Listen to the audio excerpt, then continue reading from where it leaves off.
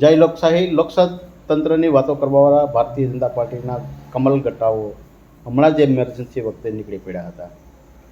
Emergency વખતે લોકોને અવાજ દબાવવામાં આવ્યો હતો, એમરજન્સી વખતે લોકોને ઉઠાવી લેવામાં આવ્યા હતા. તો ભારતીય જનતા પાર્ટીના આ રાજની અંદર શું ચાલી રહ્યું છે? વિસાવદર વિધાનસભાની ચૂંટણીને જીતના આજે 20 દિવસ થઈ ગયા છે.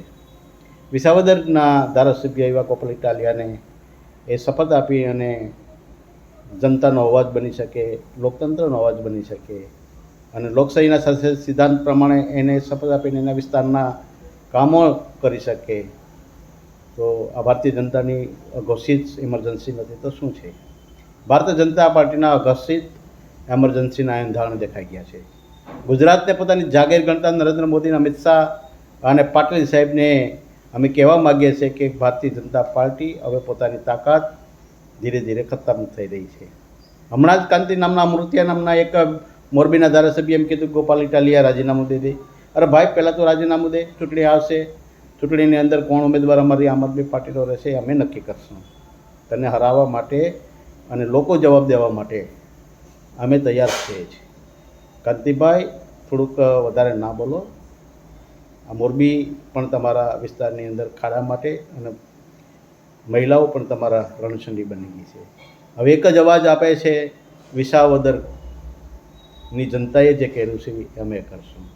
એટલે ભારતીય જનતા પાર્ટીના કમલ ગટ્ટાઓને કહેવા માગું છું કે ગુજરાતની અંદર જે આપની પકડ હતી ધીરે ધીરે ખતમ રહી છે. કોંગ્રેસ અને ભાજપે પોતાની સેટિંગની રાજકારણને કરી અને ગુજરાતની અંદર ત્રીજો વિકલ્પ આજ દિવસ સુધી તમે ઊભો થવા દીધો નથી.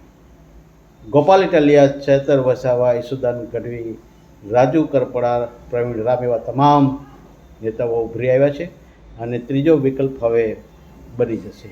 ગુજરાતનો પહેલો દરવાજો એવો વિસાવદરની અવાજ વિસાવદરની જનતાએ આપ્યો છે અને મોટી બહુમતીથી 17,500 મતોથી તમામ સત્તાની સામે ગોપાલ ઇટાલિયાએ જીત મેળવી છે.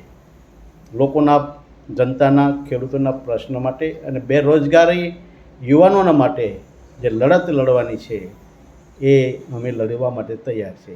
ગુજરાતના શિક્ષણ માટે, ગુજરાતના યુવાધન માટે, ગુજરાતની મહિલાઓ માટે, ગુજરાતના ખેડૂતો માટેની જે લડાઈ છે એ આમ આદમી પાર્ટી તમામ જગ્યાએ લડશે. હવે બહુ થયું. ગોપાલ ઇટાલિયા રહેશે અને ગોપાલ જ ચાલશે. જય હિન્દ, જય ભારત.